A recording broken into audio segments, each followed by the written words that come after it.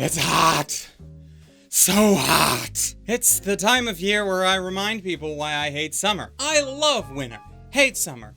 Why? Because if you get too cold, you can always put on a sweater, but if you get too hot, there are limits to how much you can take off. I've probably said this before on this channel, but I feel like it bears repeating. Thankfully, due to the advent of technology, we have one of the greatest boons of the modern world. Air conditioning. So when you are someone who, like me, hates going outside in the heat, what are you to do?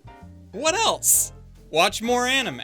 Compared to last year at the same time, we have quite a bit more on offer. But even if we didn't, the last 2 seasons had so much good anime that if the rest of this year was boring garbage, I'd still be content. Mostly because my backlog is piling up and I almost want the breather. But I will always take more good shows, and several things from this upcoming season I've been looking forward to. So today on Glass Reflection, we are taking a gander at pretty much the entire summer 2021 lineup to see what's interesting and what might be worth the watch.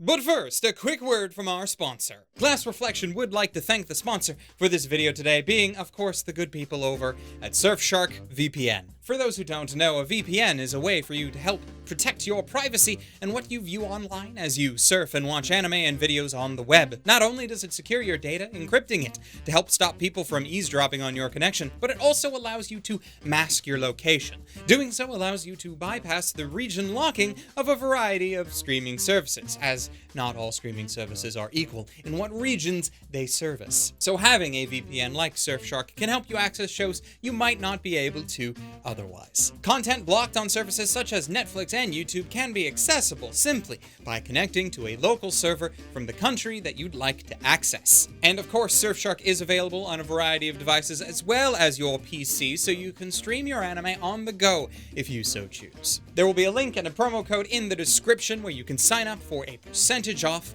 as well as an extra 3 months free, because we like you guys so much. And best of all, if you try it out and you don't think that it helps, it's not doing what you expected, or it doesn't end up unblocking the content you want it to, Surfshark does offer a 30-day money-back guarantee, no questions asked. So thank you very much to Surfshark for sponsoring the video. Now, distract me from this heat and let's talk about some anime. Battle game in 5 seconds. Death battle, where random people are given unique abilities and thrown into trials for some kind of shadow research. It has a protagonist who's presented as being too smart for the ones running the show, because he plays a lot of video games or something. We haven't had a death battle style anime in a while, so it might turn out halfway interesting. I'm not totally on board with it, but I'm choosing to be cautiously optimistic. The case study of Vanitas. Steampunk vampires animated by Bones.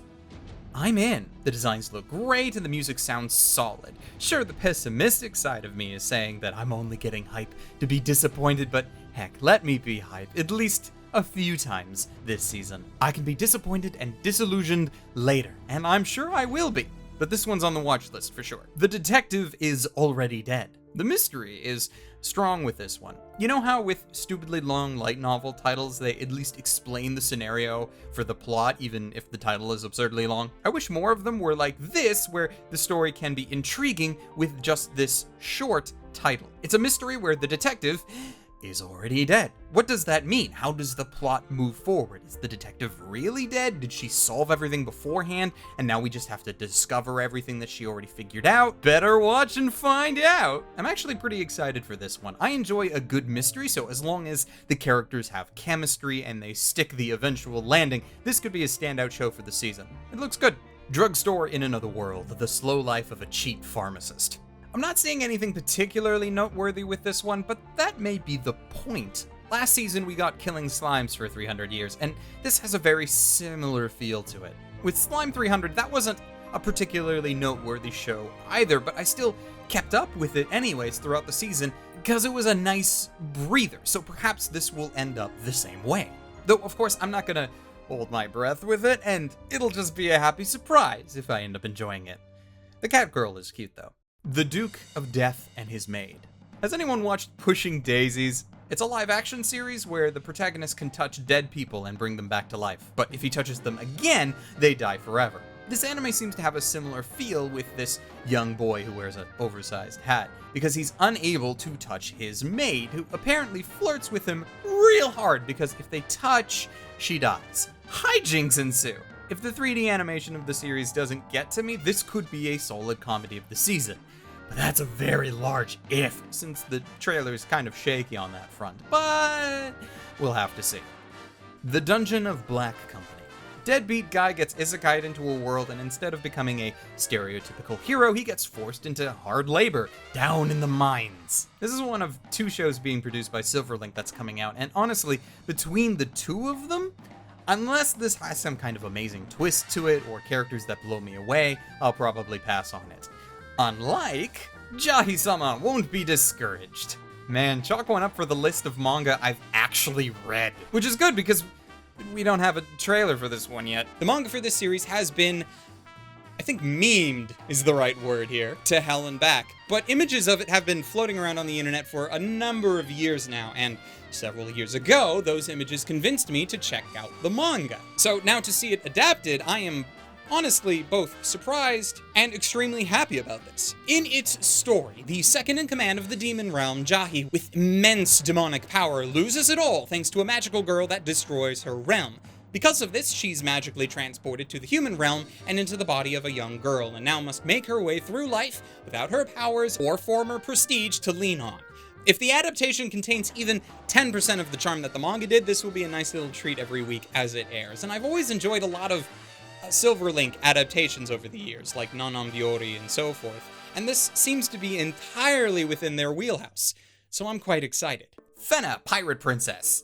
Okay, this one I'm pretty hype about. Production IG is handling this, and the trailer looks amazing. Apparently this is a collaboration that also includes Adult Swim, and that doesn't really surprise me. This whole thing looks like it's just screaming to be included on the Toonami block, and comparing it to that lineup historically, the show seems to match up pretty well. It's very similar vibes to like Samurai Champloo and the like, is what I mean. If the story can hold up to that height and the characters can keep me engaged, I see this one being a show that I follow through to the end of the season and just praying that it sticks to the landing, but we'll have to see. Get a Robo Arc. From a historical perspective, I can appreciate the work of Go Nagai and Getter Robo specifically. Like, I know that Getter Robo walked so that Gurren Lagann could run, but I've just never gotten into the franchise. So this one's great for Getter Robo fans, but I'll sit this one out. Girlfriend. Oh my god, last time I watched an anime with anything close to a similar premise to this, it became one of my most hated shows of all time. But I very much doubt that this series, with its slice of life and comedy genre tags, is gonna end up with a head in a bag and a nice boat meme.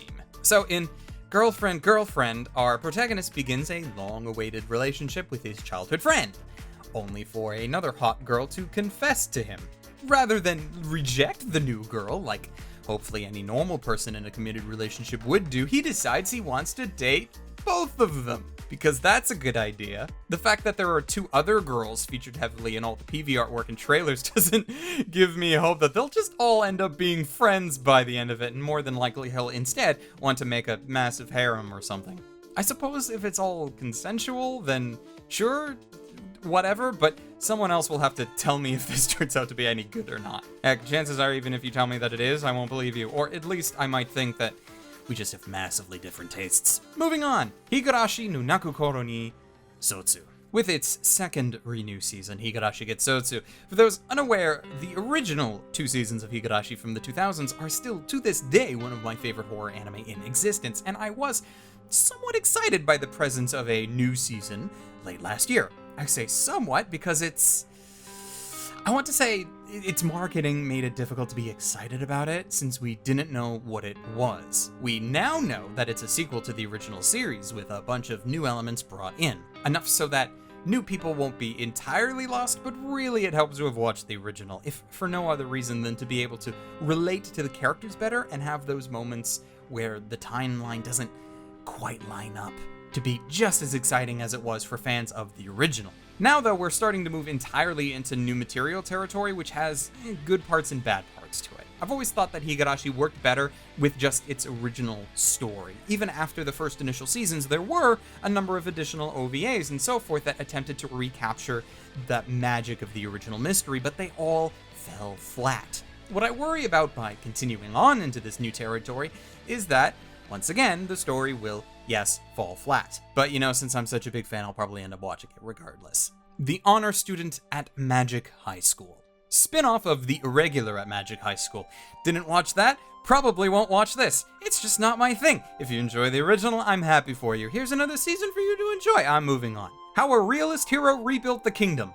If I don't take this one too seriously, it might not actually be all that bad. It's an isekai where a guy is summoned into a fantasy world by people expecting a standard hero, and he immediately thinks he knows how to run the place, not with adventuring, but with bureaucracy. It's like he's got an honors degree in poli-sci, or maybe has like 10,000 hours in Civ 3 or something. If I look at it from a more humorous perspective, it'll probably be enjoyable, but I'm not expecting much beyond that. The Iraten deities know only peace. Mappa is doing another action series. Normally I'd say I'm sold with just that, but, well, it might be a bit hasty. I mean, their plate is already super full already, so I'm ever so slightly worried about them running themselves a bit thin. Otherwise, this story is about gods needing to learn how to fight and then doing just that. So it's simple enough to get a grasp on, and if the fighting and animation becomes the highlight, then it'll be a solid series. Well, as long as it's not just fighting. That was my problem with The God of High School. The fights were great, but none of the story tying any of it together was engaging for me, so who knows how this is gonna be. Idolish 7 Third Beat. This is a third season. Never watched the last 2. I think it's safe to say that I'm passing on this. Never saw a reason to get dragged into this series, but again, I'm happy for fans that are getting more. It's just not me. Kageki Shoujo.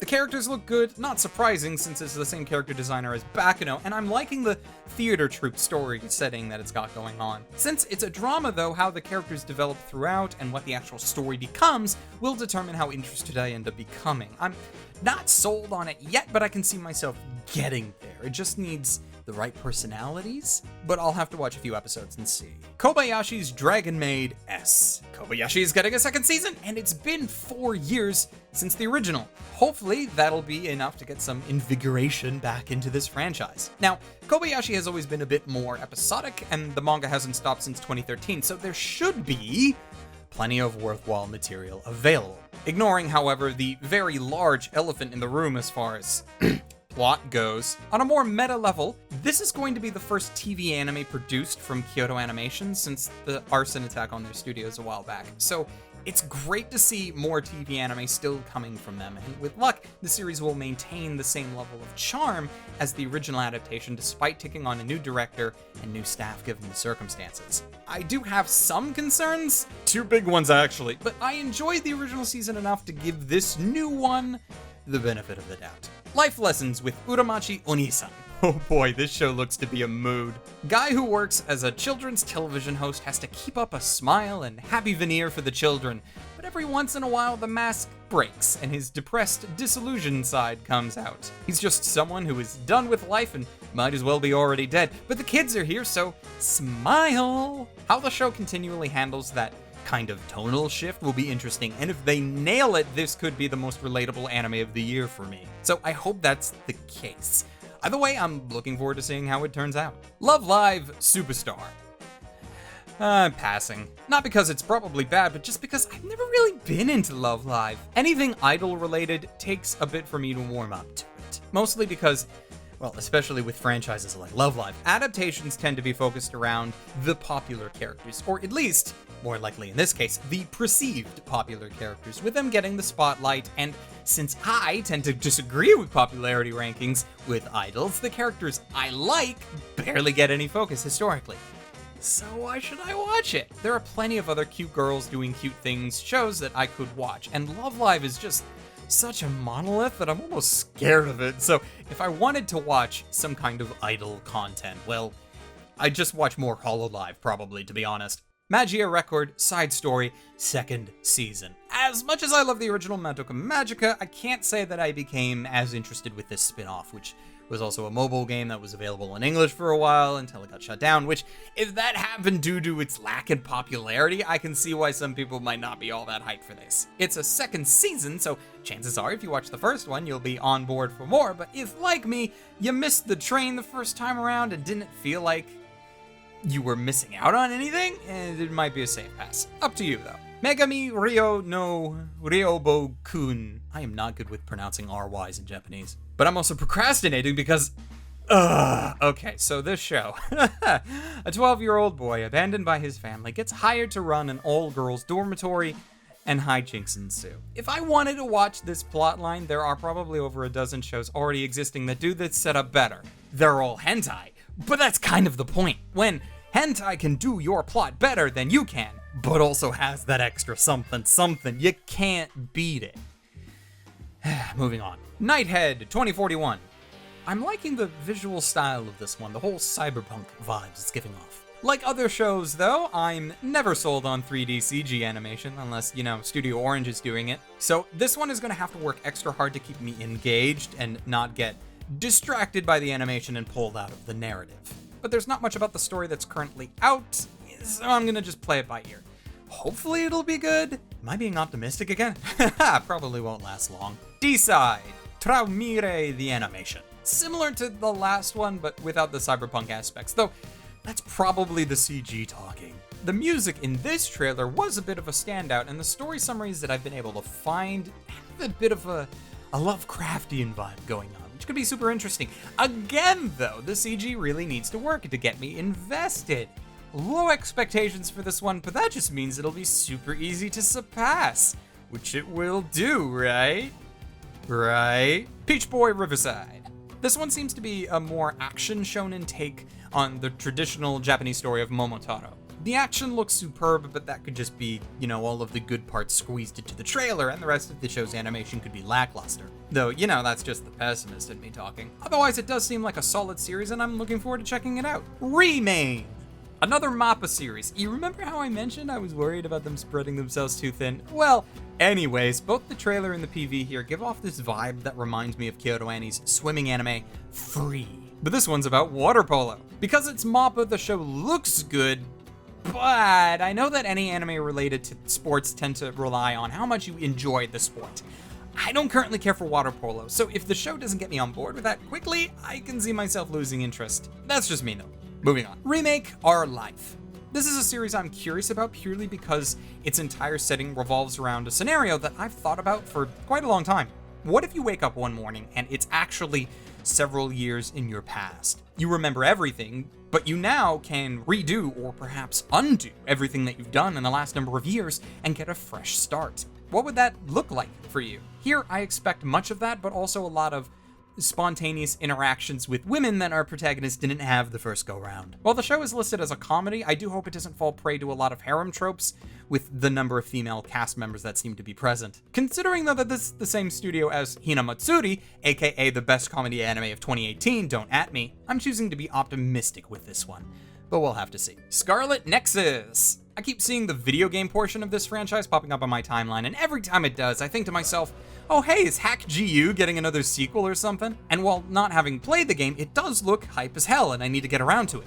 The anime, though, is a little bit more 2D, but it still has that same feel to it. And if it can be as entertaining as the game seems to be, then it'll probably work out. Looking forward to this one. Next, Seirei Gensouki, Spirit Chronicles. This one takes isekai a bit differently. Instead of reincarnating with their old body or a brand new one like Mushoku Tensei, here the protagonist's soul is transferred into the body of a young boy. So now he has conflicting memories and desires of two people inside of him. That part is the interesting bit. The rest seems fairly bog standard for an isekai, so whatever hopes I had were almost immediately dashed. The fact that this show has been tagged as a harem as well with the manga doesn't give me hope either, because here's my thing with isekai. The genre is popular. Yes, a lot of people love these escapist stories of leaving their shitty lives and finding a fantasy world where they have a purpose and a harem awaiting them. But if you don't have many things unique to your story, I'm gonna find it hard to tell the difference between your show and all of the others. So when you do have something unique, please, for the love of anime, focus on that. Because no other show can. Rant over, moving on. Aquatope of the White Sand is the latest PA work series for which, at least for me, they've been historically hits or misses within the genre. Sometimes we've gotten things like Hanasaku Iroha, Shirobako, and Sakura Quest, super great shows that I've adored. Other times we've gotten things like Nagi no Asakura, which I wasn't a fan of, and out-of-genre things like Fairy Gone and Another that have varying quality. A lot of the staff from Nagi no Asakura are making a return for this project, and since it's somewhat aquatic-based, I'd expect a similar feel. which is great for fans of that sort of thing, but for me, I'm a little bit more hesitant. I watched the trailer and I want to be hyped, but there are things nagging at me to be more pessimistic than even I usually am, so I'm listening to that for the moment. But like, I'm still gonna check it out because more often than not, I have enjoyed the works that this studio has produced, but I'll just say that my expectations are not high. It looks super pretty though. That time I was reincarnated as a slime. Season 2, Part 2. It feels weird bringing up slime right now, mostly because it feels like it never went anywhere, and that's actually true. But the first core of the second season left us in an interesting situation. Rimuru had to make a number of tough choices, new characters were introduced, and a whole new status quo was established. But considering that Part 1 was one of the shows I kept up with religiously during winter, you can guarantee that I'll be following on with this one until fall. Sunny Boy. So Shingo Natsume directed this one, and he's famous for the original season of One Punch Man, and then also the underrated Aka 13. It's about a group of teenagers who are shifted through dimensions and gain supernatural abilities. The style, looking at it with the lens that the story set up, feels fitting. There's a lot of fluid motion here, and if dimension hopping ends up being a visually distinct thing, it might be the best looking anime from a design standpoint for the season. But with the staff it has behind it, I'm hoping for a decent amount of character building and interaction as well, which will make or break the show for me. I'm interested, so let's see where this one goes. Tsukimichi Moonlit Fantasy. Not a terrible premise on this one. It looks to be a kind of spite-filled journey that I can actually get behind. Guy gets reincarnated and immediately is thrown into the far reaches of this fantasy world because the gods who summoned him think he's too ugly. He does, however, have massive amounts of power by being a hero, so he starts making contracts with powerful members of this world's beast races. The spite there might not factor into it all that much, as he really is kind of forced to make these dealings in order to survive in this new world, but what he does with this power and how he wants to affect and change the world will drive the story more than likely, and as long as the characters themselves are halfway interesting, this could be a fun romp, or just a somewhat interesting footnote. And lastly, Villainous. Season 2. You'd think that normally I'd be excited about this. I rather enjoyed the first season of Villainous, with its reverse harem and its protagonist trying to stop her impending doom from occurring, with also her not realizing that just by being a decent person, her survival was almost guaranteed.